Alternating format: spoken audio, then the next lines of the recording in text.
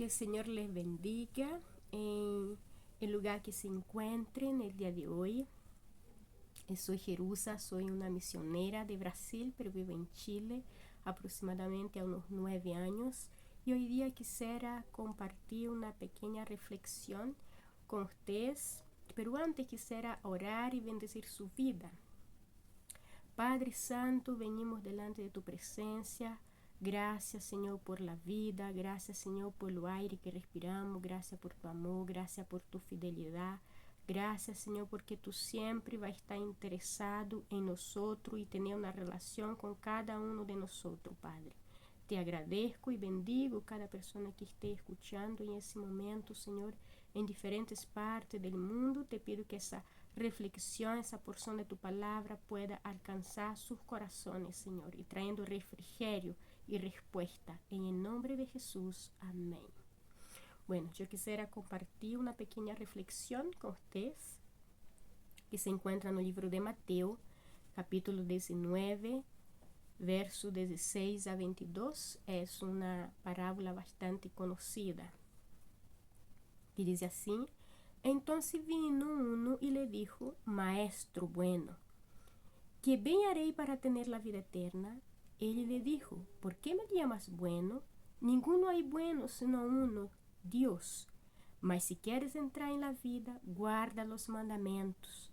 Le dijo: ¿cuáles? Y Jesús le dijo: no matarás, no adulterarás, no hurtarás, no dirás falso testimonio, honra a tu padre y a tu madre, y amarás a tu prójimo como a ti mismo.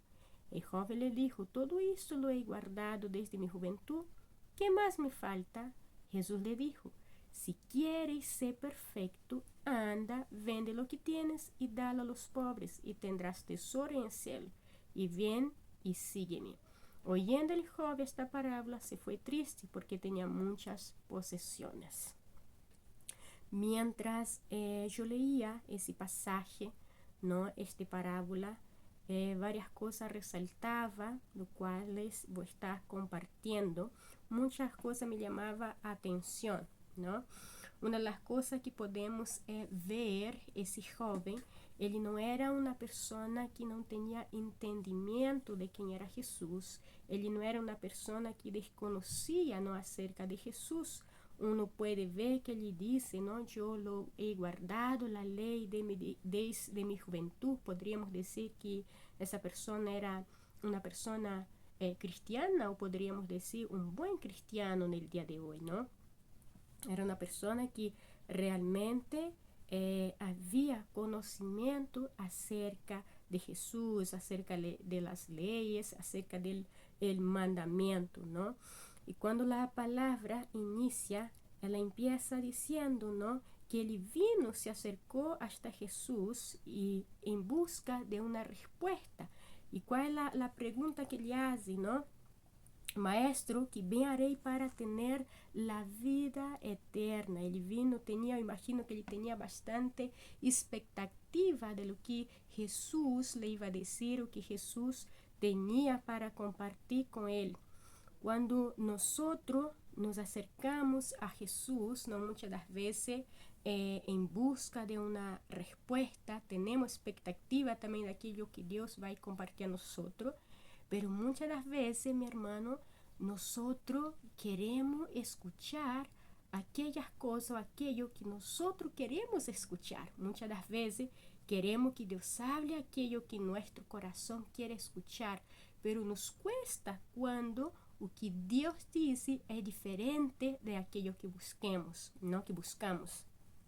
Que foi o que passou com esse jovem, não? Quando uno empieza a ler o primeiro capítulo, não, o primeiro versículo, que ele se acerca e diz: Maestro, que harei para ter a vida eterna? E de aí Jesus empieza a nombrar, não, coisas, e ele disse: bueno, eu lo he guardado los mandamentos. Ele repite los mandamentos, ele sabe quais são os mandamentos, pero no final del texto, não, quando chega no 22 também, diz assim: oyendo el joven estas palavras, se foi triste porque tinha muitas posesiones.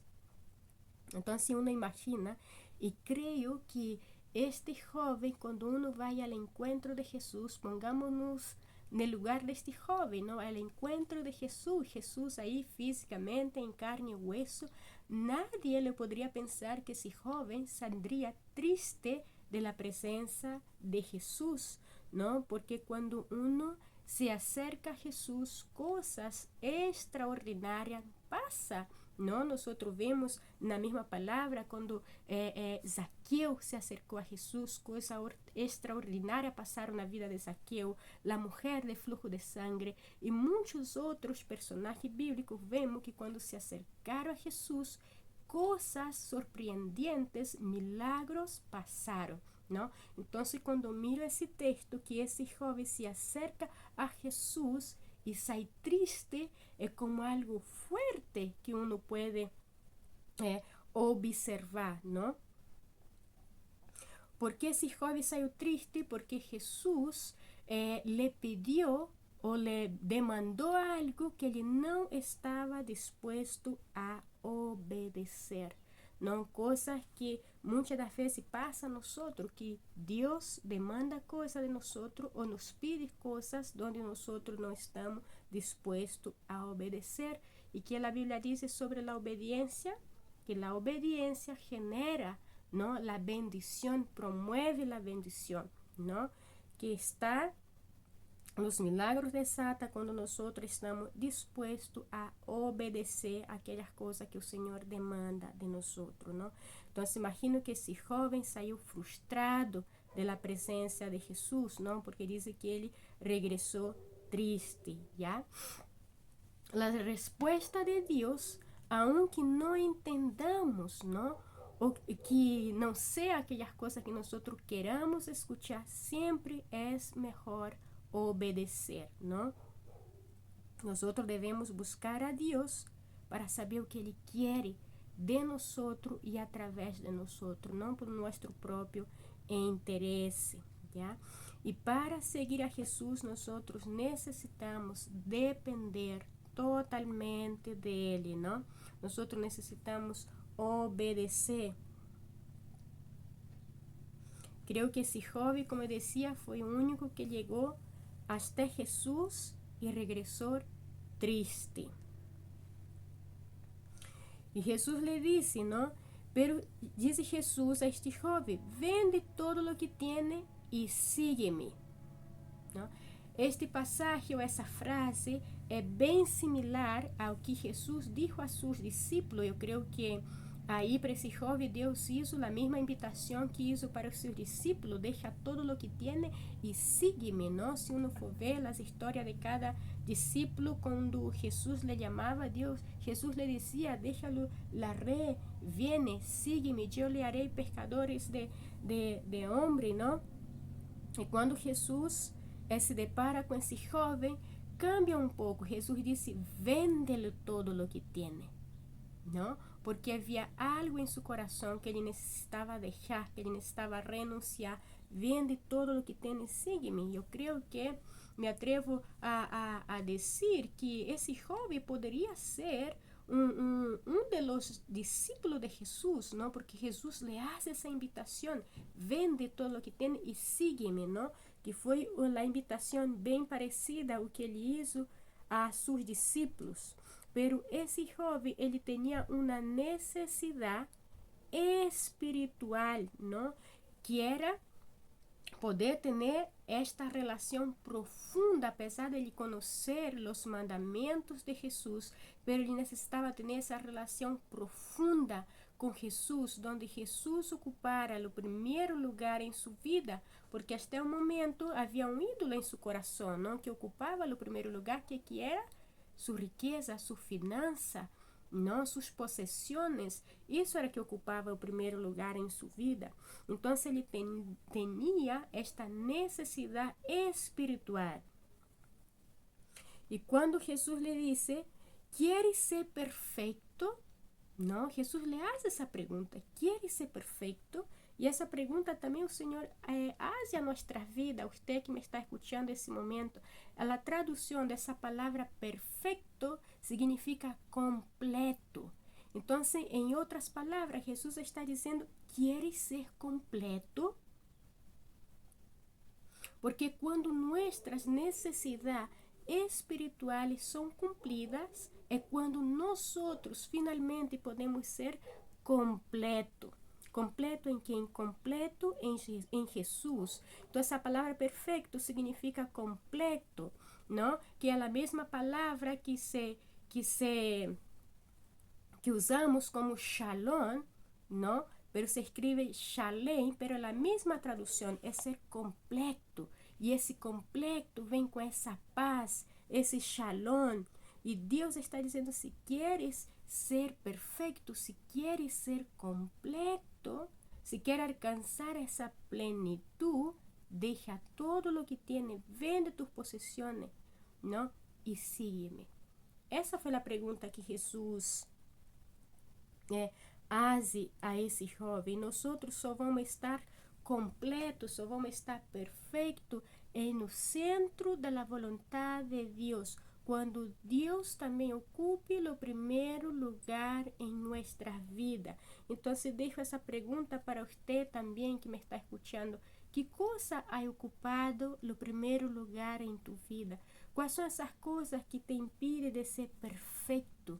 ¿No? De estar completo, de ser completo, ¿no? A pesar de que muitas das vezes podemos dizer como esse jovem é rico, pero eu he guardado os mandamentos, eu he ido a la igreja, he prestado buenas ações também, não? He bendecido a los pobres, a los órfãos, que sei eu, pero que coisa há em meu coração que impede realmente de eu alcançar essa plenitude, esse perfeito, essa paz, esse shalom, esse shalem, não? Quais são essas coisas?